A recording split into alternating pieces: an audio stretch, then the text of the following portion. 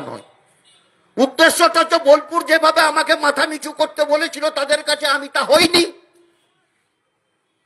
বোলপুর যে অন্যায় কাজটা আমাকে দিয়ে করাতে চেয়েছিল আমি সেটা করিনি, সেই জন্যই তো এই ব্যাপার।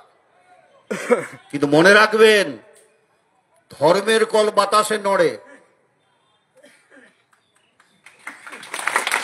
আবার বিনাশকালেও বুদ্ধি নাশ হয়।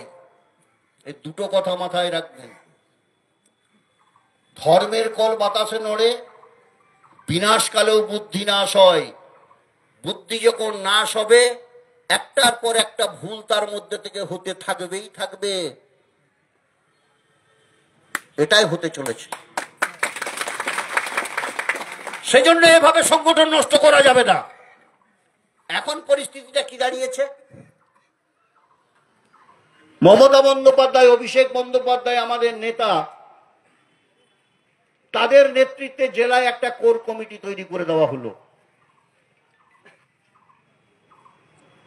আমরা তাদেরকে থ্যাঙ্কস জানিয়েছি, আমরা কৃতজ্ঞতা জানিয়েছি আমাদের নেতৃত্বে।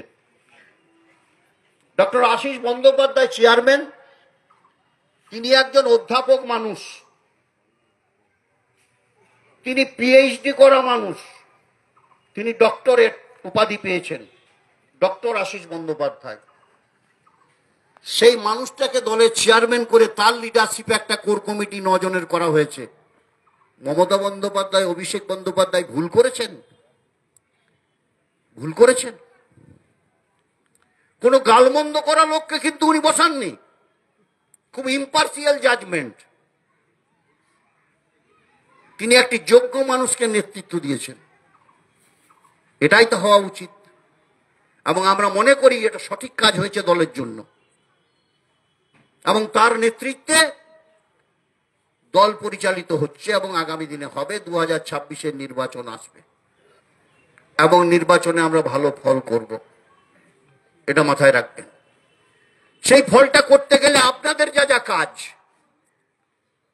সেই কাজগুলো কিন্তু করে যেতে হবে, বসে থাকলে হবে না। আমি আবারও বলছি, আমার বিরুদ্ধে হাজারো যদি গালিগালাজ আবার নতুন করে শুরু হয়, কেউ রেগে যাবেন না। আমি হজম করে নেব, আপনারা হজম করে নেবেন। লক্ষ্য রাখবেন, আগামী নির্বাচনটা আমাদের কাছে লক্ষ্য।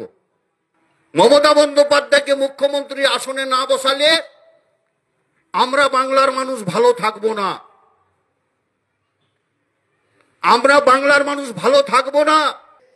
যে যা বলে বলুক।